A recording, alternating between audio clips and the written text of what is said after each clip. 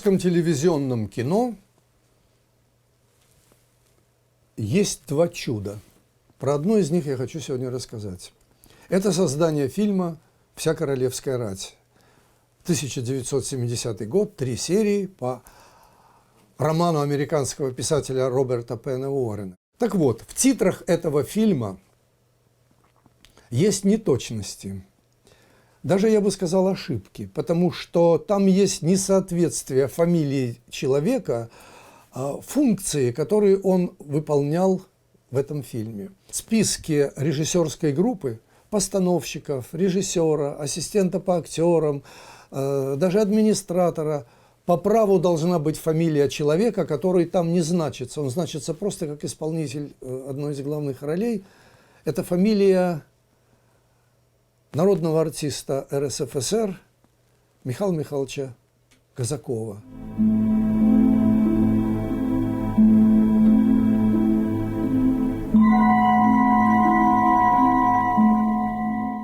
В журнале «Огонек» прочитал еще школьникам о постановке Николаем Павловичем Охлопковым спектакля «Гамлет» на сцене театра Маяковского. Это было мое первое знакомство с фамилией Казакова. Потом появился широко разрекламированный роликом таким анонсовым фильм Михаила Ильича Ромма «Убийство на улице Данте», где Миша Казаков играл главную роль молодого лощеного фашиста Шарля Тибо, который убивает свою мать. Ты не выйдешь отсюда, пока не поклянешься, что поверила каждому моему слову. Слышишь? Каждому! Вот ты какой. Таким я тебя еще не видала. Я не поверила ни одному твоему слову, Шарль. Не так легко убить свою мать. Но иногда приходится это делать. Я тебе уже сказала, стреляй. Стреляй, подлец. Все вот цитируют Достоевского «Мир спасет красота», забывая о второй части этого афоризма «если она добра». Так вот, Миша Казаков в этой роли был красив, обаятелен, но красота его не была доброй, потому что он был фашистом, который убивал там свою мать. Вот таким я его сразу запомнил.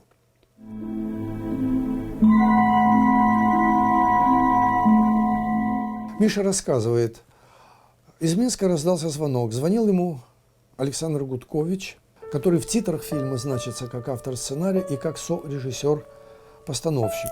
И спросил у Михаила Михайловича, читал ли он роман Роберта Пена Уоррена. Ну, кто ж не читал тогда этот роман, который читали вообще все. Вся интеллигенция советская читала его.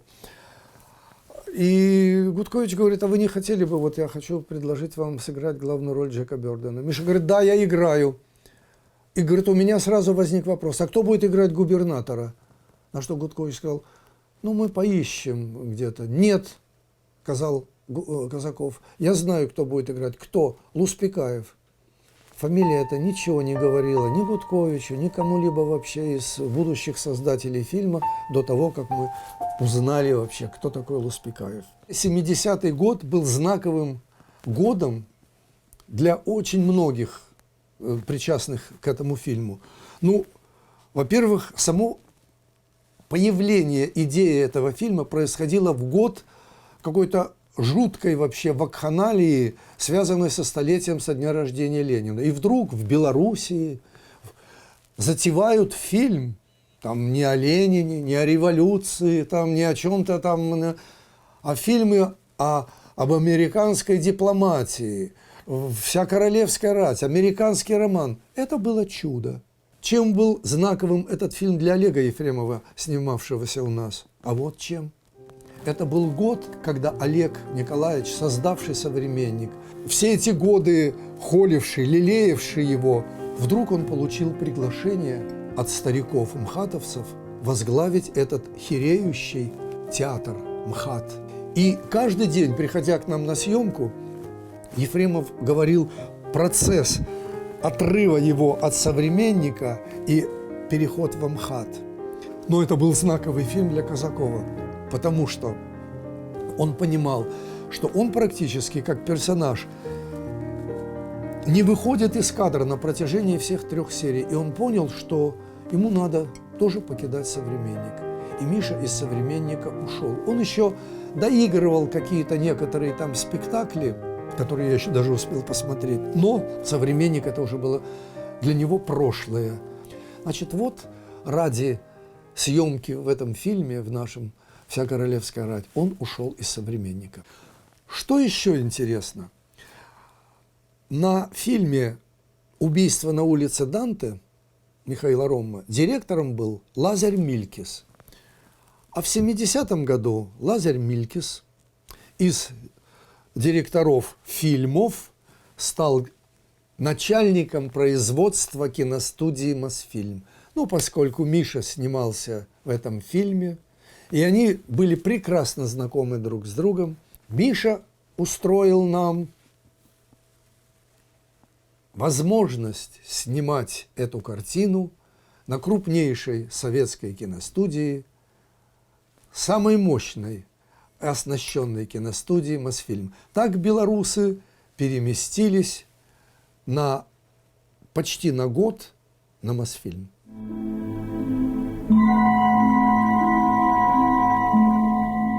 Паланга. Снимаем американскую натуру. Паланге. Хорошие дороги там, да, кафе.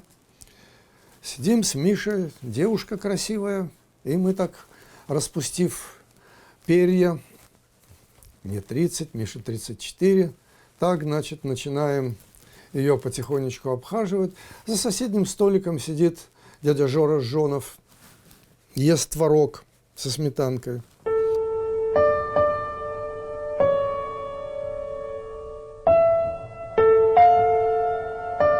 Он кончил есть, отодвинул чашечку, поднялся, девушка поднялась и пошла за ним. Я говорю: Миша, что такое? Как он говорит: Володя, ты пойми, дядя Жора, он хоть и социальный, но герой, а у нас с тобой отрицательное обаяние. Что бы я ни играл, я все равно для зрителя останусь Шарлем, фашистом, лощеным, убивающим свою мать.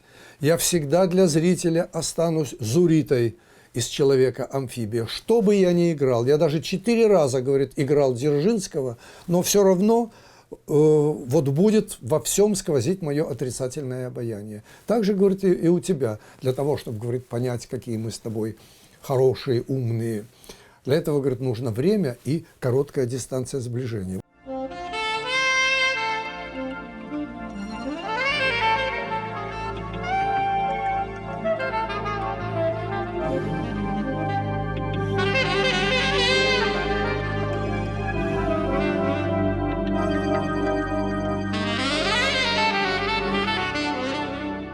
Он сказал, говорит, в какой-то период мне, говорит, уже надоело играть Дзержинских. Но мне, говорит, сказали так: вот если сыграете Дзержинского еще вот и в этом каком-то фильме, то мы вам дадим тогда возможность снять «Покровские ворота». Вот таким образом, говорит, я обменял свою нелюбимую мною роль там Дзержинского, ну не то, что нелюбимую, надоевшую просто. Ну что там играть, кроме типажа там, да? Вот, ну, говорит, таким образом появились вот «Покровские ворота». Тебя просил я быть на свидании, мечтал о встрече, как всегда.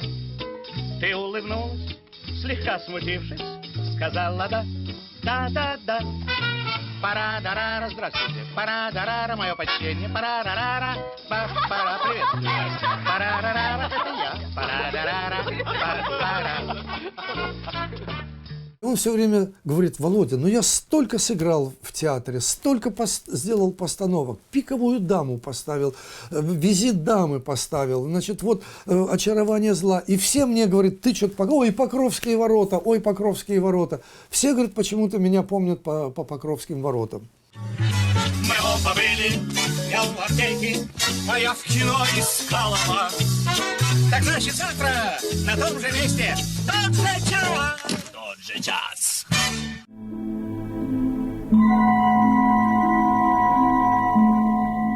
Несколько эпизодов еще, которые вы, кроме от меня, ни от кого не услышите. В роли, небольшой роли в дуэтной сцене с Мишей, с Джеком Бёрденом, должна была партнерша его быть миссис Литлпо. Такая, значит, пожилая женщина такая вся. И мы наметили на эту роль Стефанию Михайловну Станюту. В понедельник съемка. Вдруг в пятницу вечером она мне звонит в Москву и говорит: Володенька, вы меня извините, Раевский, главный режиссер Куполовского театра, на понедельник назначил срочную репетицию, я не смогу к вам выехать, в воскресенье не смогу приехать. Так, ну, первая Миша говорит: так, едем к Раневской. Приезжаем, ну, он позвонил, созвонился с ней. Кто же Мишу Казакова не знает, вы что? Приехали к Раневской, приходим в этот дом на Котельнической набережной, к Раневской. Она открывает, вся закутанная в шарфах, кашляет, перхает. Она говорит: нет, Мишенька, конечно, я бы с удовольствием сыграла эту симпатичную женщину, как она сказала. Ну, ты же видишь, в каком я состоянии вообще. Мишка: да, Фаина Георгиевна, да. И мы уже выходим за дверь, и вдруг она уже, почти прощаясь с нами, говорит: Мишенька, может, это даже хорошо, что я больная, что я эту роль не сыграю, эту симпатичную женщину. Ведь в нашей дуэтной сцене, Мишенька, тебя бы рядом со мной и видно не было. Мишка, закрылась дверь, едем в лифте, Мишка, блядь, мать, перемачка. Да. Миша был очень популярный человек, любимец Москвы, любимец московской богемы. И, конечно, все актерские предложения с его стороны мы принимали безоговорочно, даже на эпизодические роли. Допустим, там отец Джека, он говорит: а давайте Папанова пригласим. Мы говорим: так маленькая роль, а давайте все. И он договаривался, и Анатолий Дмитриевич Папанов сыграл у нас эту замечательную роль. Это ты, Джек? Да, я отец. Здравствуй. Давненько мы с тобой не виделись. Да, давно. Я ищу воскресенье и жизнь. Новая брошюра. Что-нибудь новенькое сочинили, мистер Барни? Простите обязательно. Спасибо. Простите, я ищу воскресенье Спасибо. и жизнь. Снимались у нас белорусские артисты. У нас снималась в роли матери Джека Казакова играла Александра Ивановна Климова. Его отчима играл Ростислав Иванович Слава Янковский. Телохранители, которые постоянно были в кадре, телохранители губернатора, это был Матвей Федоровский и Витя Тарасов. Дедюшка Владимир Иосифович, как прекрасно сыграл у нас тоже хозяина бензоколонки. И куда теперь? В Арканзас. Лучше батрачить там, в родных краях. Там лучше, чем в Калифорнии? Что в Калифорнии, что в других местах. Все едино. Вот этот звездный состав, который у нас там, и Евстигнеев, плюс к этому еще там и Плят, и все это вся креатура Михаила Михайловича Казакова, моего дорогого друга Миши, с которым мы 40 лет дружили вот с королевской рати до дня его смерти.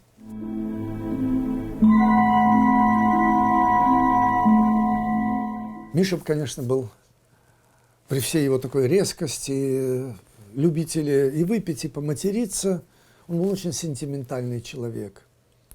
Он очень трепетно относился к своей маме. Мама, Зоя Александровна, вот в таких очках, с такими толстыми стеклами, 2 раза сидела в ГУЛАГе. Это тяжелая история. Привечала нас, когда мы с Мишей приходили. Он очень трепетно к ней относился. Он говорит: вот что я от мамы взял наследственно, это, говорит, глаукома. У бабушки моей, говорит, со зрением было плохо. Ты же видишь, Вова, в каких, говорит, очках мама ходит, и у меня, говорит, тоже начинается глаукома. В конце, даже когда мы в одной из последних встреч, он говорит, что я из-за этого на гастролях в Америке со своей антрепризы упал в оркестровую яму, сломал ключицы, но еще 3 спектакля доиграл в Америке, потому что не имел права подвести коллег-артистов. Говорит, так в гипсе, говорит, и играл. Вот отношения с мамой были очень трогательные. Конечно, он ее перевез в Москву после того, как сам Питер покинул. Но, идя по каналу Грибоедова, он рассказывал мне, говорит, идет катер по каналу с туристами, этот говорит в мегафон: а вот по набережной идет живший в этом доме знаменитый артист Михаил Казаков. Значит, а я, говорит, как раз иду мимо этого дома, помахал, говорит, этим людям. Не скрывал он этого, что у него был такой роман со знаменитой балериной Натальей Бессмертновой. Я видел ее в Большом театре в спектакле «Конек-горбунок». Но они так и не женились. Были у него еще какие-то встречи с женщинами в богеме. Но у Миши было 5 жен. Более-менее близко, я как бы так всех их, в общем, знал. Первая была вот жена, значит, Грета у него эстонка, от нее вот там дети были, в частности, сын Кирилл. От второй жены грузинской княжны Медеи. Вот эту я знал больше. Современник был в Грузии на гастролях. Ну, Миша Супермен, на лыжах на каких-то там, в Бакуриане, не знаю где, сломал ногу. И современник, кончив гастроли, уехал, а Миша, вытянутый на этом, как это, аэроплан, или как он там назывался, самолет, значит, на гирях, на этих, нога вытянутая. И появилась девушка, Медея, княжна. В Грузии все более-менее красивые девушки, все потомки князей. И она стала ему в гостиницу приносить всякую вкусную грузинскую еду, там, сациви, лобио, сацкали, там все, цицматы, там все носит ему, носит. И Миша влюбился в эту девочку, и он женился над ней. Она, конечно, приехав в Москву, оказалась совершенно беспомощной.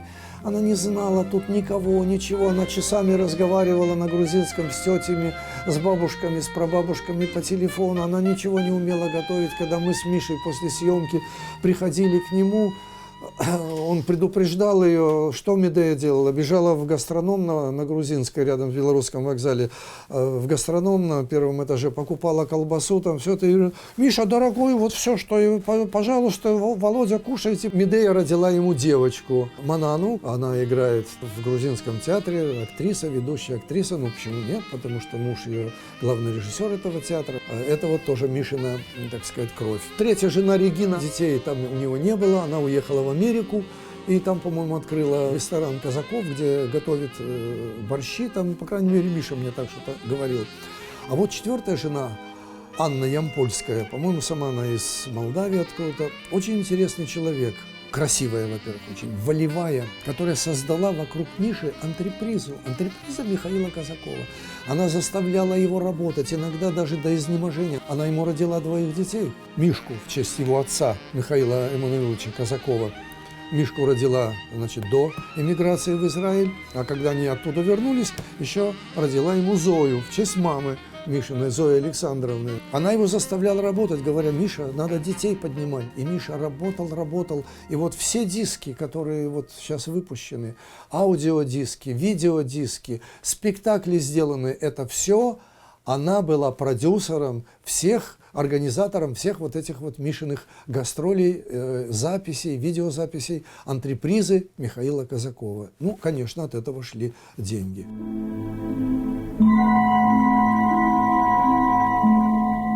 У нас идет съемка, вдруг входит вахтер и говорит, белорусы, кто у вас там живет в гостинице «Минск»? Умер ваш артист какой-то.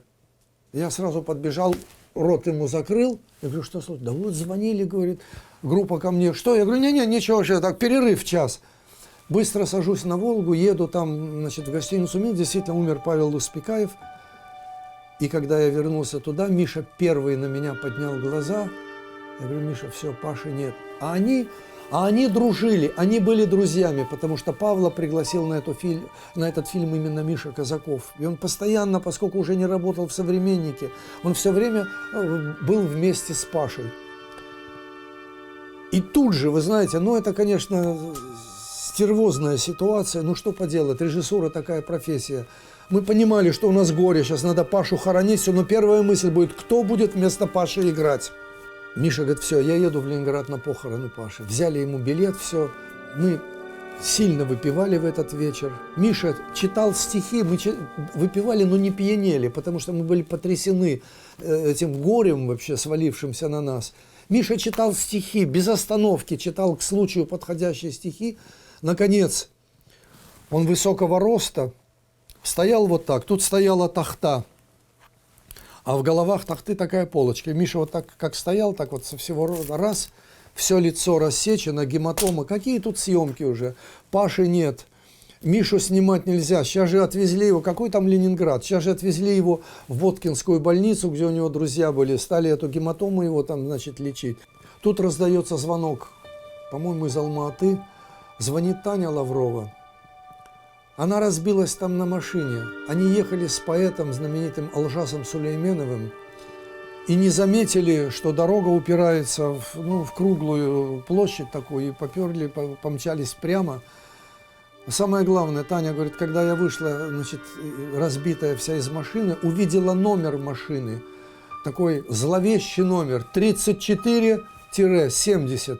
То есть, как бы, говорит, даты моей жизни. Родилась в 34-м, а вот могла погибнуть в 70-м. То есть, вот эта груда горя всякого, свалившегося на нас. Мы, конечно, приехали в Минск, вернулись, стали тут вот соображать, думать, что, как, кого заменить. Как мы искали артиста вместо Паши, мы же понимали, что это должен быть не просто гениальный артист, но это же должна быть еще и личность. А Луспекаев среди артистов, среди богемы пользовался просто гигантским авторитетом каким-то. И у нас пошли Бондарчук, Джигарханян, Стржельчик, Любимов, Леонид Марков. Мы стали перебирать, кто бы мог сыграть эту роль. Так вопрос у нас и висел до ночного звонка из Куйбышева Георгия Степановича Жонова. Звонок был частный, именно Мише Казакову. Правда ли, что умер Павел Луспекаев?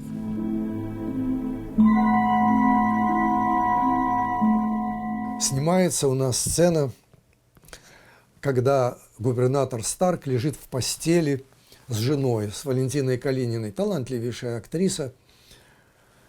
И Гудкович, значит, начал репетировать это. Вообще, конечно, его репетиция, это очень было смешно. Он все время не выпускал, значит, из рук сценарий, все время открытый на нужной странице, и все время, значит, разговаривая там с актерами, все это. И вот он начинает объяснять, как сыграть сцену в постели. Ну, первым, конечно, вступил в игру дядя Жора Жонов. Он уточнял, говорит: Александр Захарович, а вот я какой рукой ее, там, Валю обнимаю, жену свою? Он говорит: это, вы знаете, это, ну вот можно правой, можно или... В общем, мы стоим там вообще... А Жонов на голубом глазу спрашивает, говорит: так, ну а мне хоть придвинуться к ней или там поцеловать как... Ну, я не знаю, ну попробуйте, давайте 2 дубля снимем. В общем... Жонов, ну, сколько мог, столько его разыграл. Потом, наконец, Гудкович куда-то ушел, и Миша взял сценарий. Ребята, это была одна из, наверное, самых смешных импровизаций в моей жизни, когда Миша со сценарием в руках показывал, как Гудкович репетирует сексуальную сцену, и как Гудкович проводит... Простите меня, ночь с женщиной. Держа в руках сценарий, я передать это не могу, только взываю к вашей фантазии, чтобы вы могли себе представить, как это все могло выглядеть в Мишином исполнении.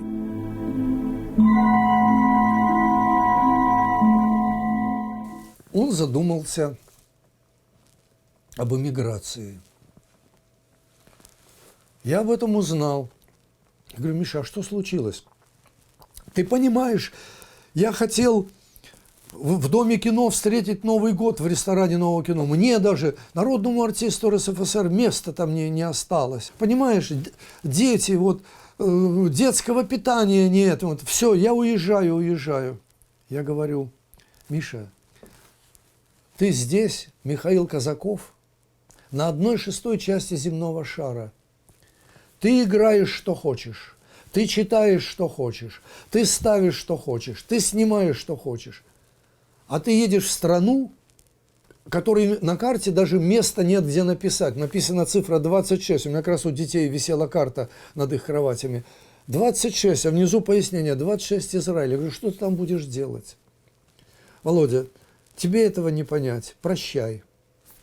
Ну, прощай. Простились. Мой товарищ минский Аркадий Рудерман, о котором я тоже потом снял фильм, Аркадий Рудерман «Портрет на фоне эпохи», когда он погиб.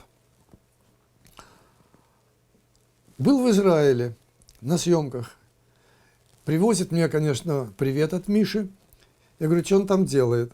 Говорит, ходит в шортах по комнате и учит на иврите Тригорина в «Чайке».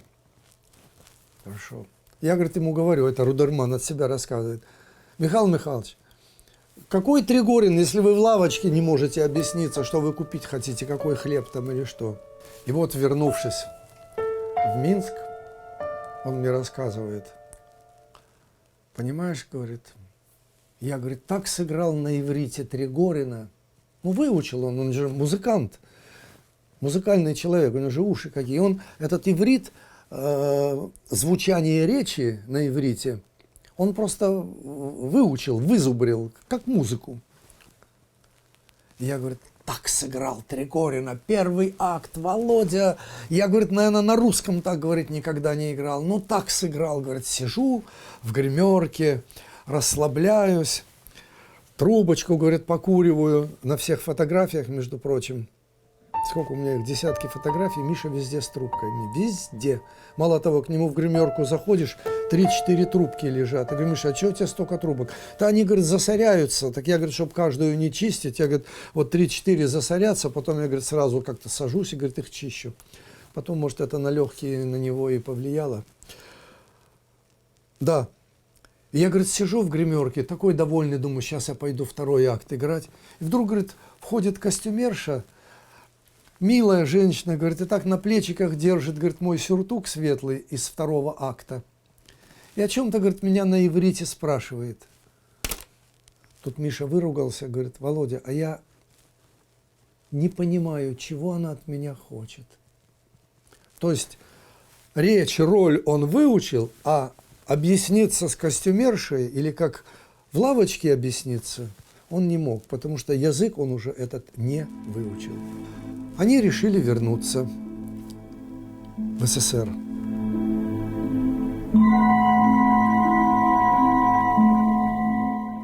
Миша считался крупнейшим среди московской богемы, непрофессионалов-джазменов, знатоком джаза. Ну, вы знаете, достаточно сказать, что когда мы с ним ехали в Палангу на съемки «Королевской рати», мы с ним вдвоем на два голоса почти целиком пропели «Голубую рапсодию» Гершвина, начиная с глиссанда кларнета и так далее. Вот. Миша прекрасно знал джаз. Почему впоследствии он и сделал эту свою чтецкую программу «Концерт для голоса с саксофоном» с Игорем Бутманом. Плывет в тоске необъяснимый среди кирпичного надсада ночной кораблик негасимый из Александровского сада, ночной фонарик нелюдимый, на розу желтую похожий, над головой своих любимых, у ног прохожих, у ног прохожих.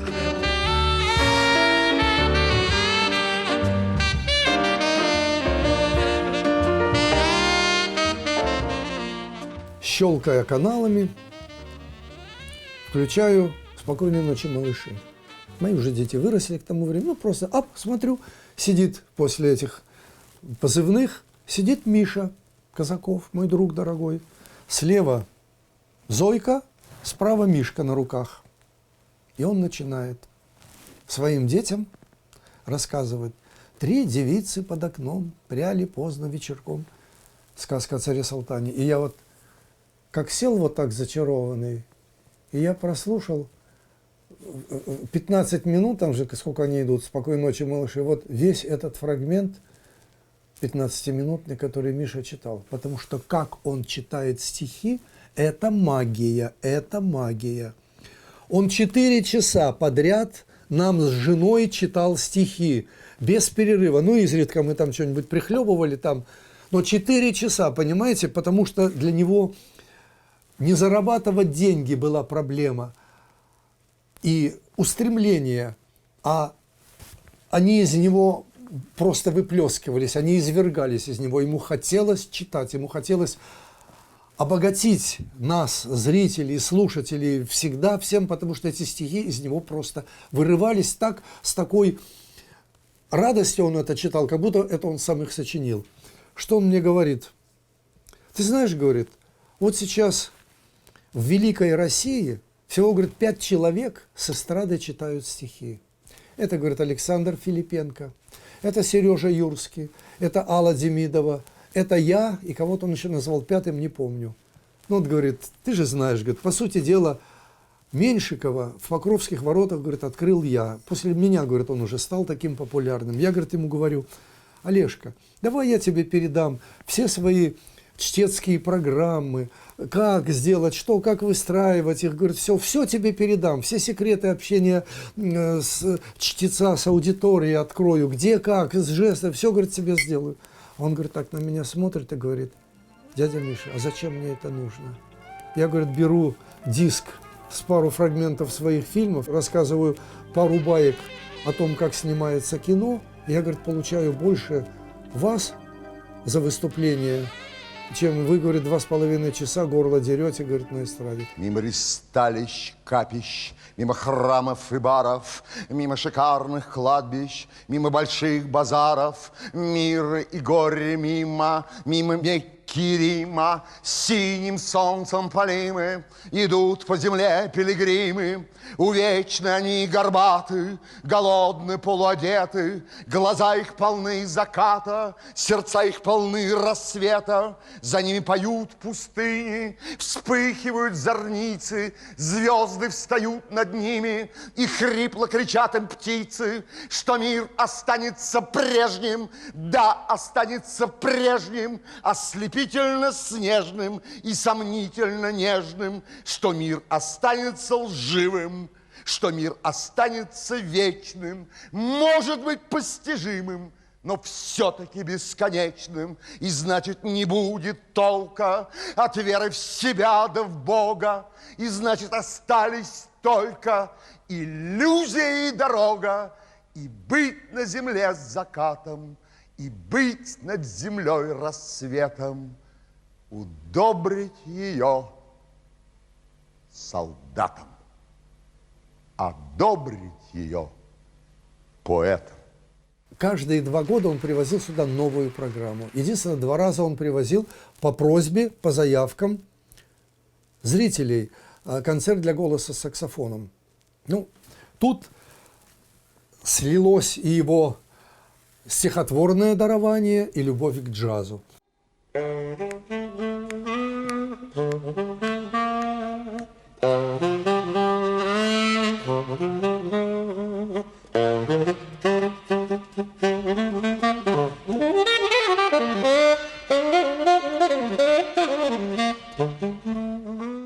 Рядом со мной сидела девушка.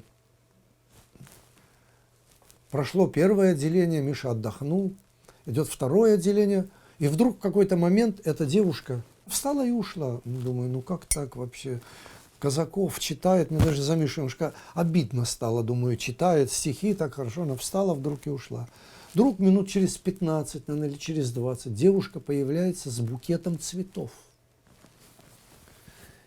Села и ждет, пока Миша окончил очередной стих на сцене, аплодисменты, она побежала на сцену, вручила ему эти цветы.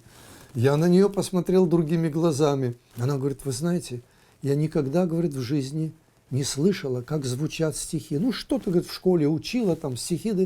Я, говорит, для себя открыла целый мир, говорит, сегодня. Как вообще можно читать стихи, как они могут звучать, как они могут в душу, говорит, проникать. Я, говорит, себя открыла сегодня по-другому. Валит снег, не дымят, но трубят трубы кровель. Все лица, как пятна, Ирод пьет. Бабы прячут ребят. Кто грядет? Никому не понятно. Мы не знаем примет, и сердца могут вдруг не признать пришлица. Но когда на дверном сквозняке из тумана ночного, густого, возникает фигура в платке, и младенца, и Духа Святого ощущаешь в себе без стыда. Смотришь в небо и видишь. Звезда!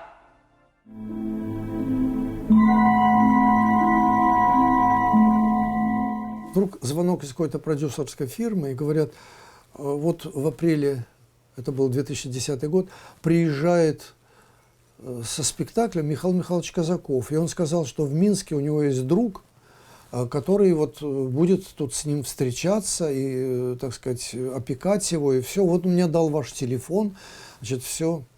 Я говорю, ну да, конечно. Встречаемся, обнимаемся. Поехали в гостиницу где-то в районе станции метро Пролетарская. Я говорю, ну, Мишуля, ну все, прощаемся, все. Не-не-не, Вовочка, нет.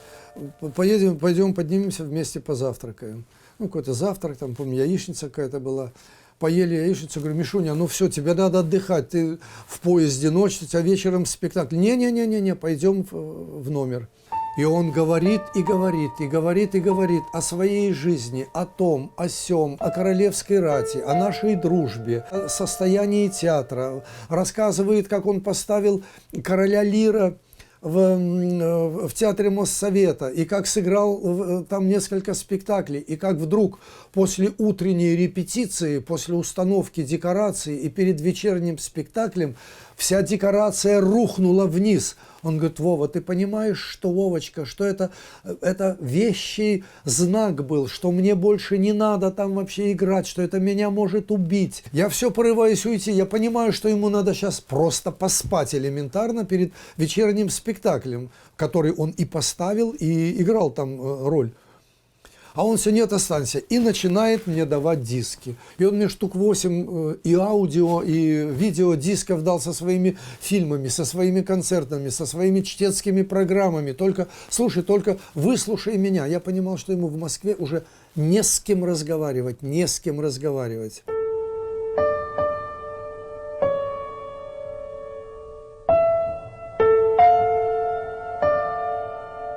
Я с первых наших встреч обратил внимание, что фамилия его пишется не Казаков, как казак. Едут по Берлине наши казаки, а через О, Козаков. Это от еврейского, от одесского козак. Папа иудей его, Михаил Эммануилович Казаков, мама русская, Зоя Александровна. Жили они в доме на канале Грибоедова. И вот я узнаю, что 18 апреля 2011 года еврейский Пейсах, праздник, а 24 апреля 2011 года православная Пасха. Миша, чтобы не обидеть ни папу, ни маму, умер между ними 22 апреля.